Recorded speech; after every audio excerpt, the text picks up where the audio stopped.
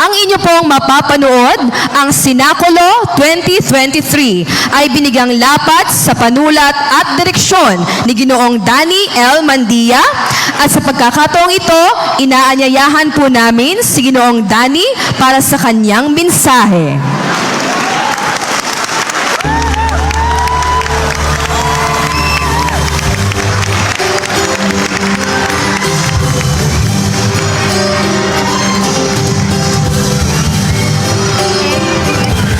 Magandang gabi po sa inyong lahat at natutuwa ako, punong-puno ng kaligayahan ang aking puso at damdamin dahil nandito kayo ngayong gabi.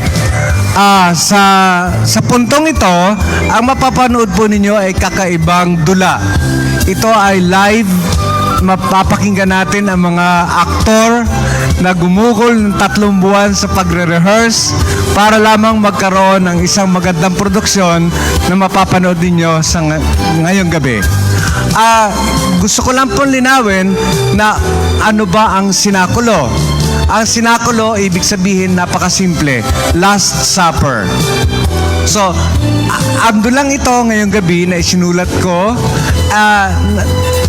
Tumututok lang ho ito dun sa Last Supper at sa yung mga paghihirap ni Jesus hanggang siya ay ipako sa krus. Doon po tayo magtatapos. Para sa ganon, the following day, sa last performance on Saturday, the following day, Pasko na muling pagkabuhay. So, hindi ko rin ho ginalaw ang Via Cruces sa dula dahil meron ho tayong spectacle sa Biyernes Santo. So, may improvisation lang ho akong ginawa dito para dun sa Via Cruces. Pero, hindi ho yun yung kumpletong Via Cruces. It's a glimpse of Via Cruces. May mga importanting events lang na makikita doon at yun parang sapat na sa akin upang ipahiwatig sa inyo na siya ay naglakbay papunta sa Kalbaryo na nakasalubong niya ang 3 mahalagang tao sa buhay niya. At sana ay hindi po ito yung realistic play. Ang play po natin ngayon ay improvisation, merong representational. Kung kaya, yun na po yung sorpresa ko para sa inyo. Sana po, maibigan ninyo ang aming pagtatanghal ngayong gabi. At ang dula pong ito ay gusto kong iaalay sa aking brother-in-law. Maligayang paglalakbay, Boying. Magkikita kayo ng mahal na poon. Maraming salamat.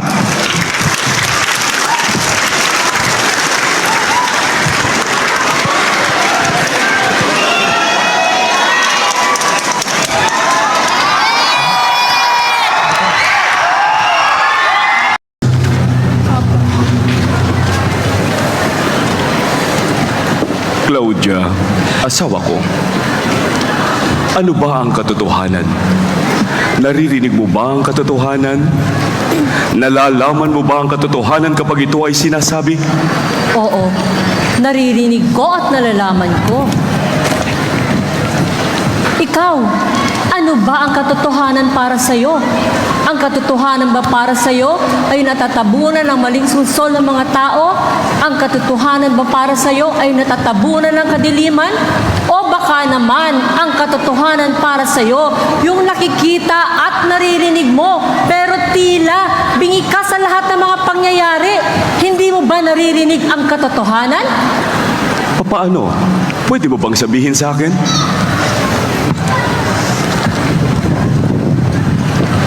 Kung hindi mo pakikinggan ang katotohanan, walang sino man ang makapagsasabi sa iyo. Kung hindi mo pakikinggan ang katotohanan, mananatili sa ating paniniwala ang kabulaanan. Ito ang iiral sa isipan ng mga tao at dahil dito, mananatili tayong bingi sa katotohanan. At kung hindi natin ididilat ang ating mga mata sa mga nangyayari sa ating kapaligiran, mananatili tayong bulag sa katotohanan. Paano natin makakamit ang katarungan kung palagi na lamang may lambong ng maitim na ulan maulap ang katotohanan. Katotohanan? Gusto mo bang malaman kung ano ang aking katotohanan, Claudia? Ako ang nagtanim ng rebelyon sa lugar na ito. Sa loob lamang ng 11 taon. Kung hindi ko hahatulan at parurusahan ang taong yan, si Caiphas ang posibleng magsimula ng rebelyon. At kung hahatulan ko naman siya, ang kanyang mga alagad, ang posibleng magrebelde, ano naman ang gagawin ko?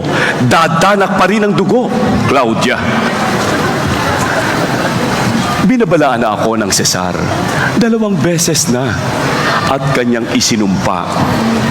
Ang susunod, dugo ko na ang dadaloy. Yan ang aking katotohanan. Mahal na gobernador!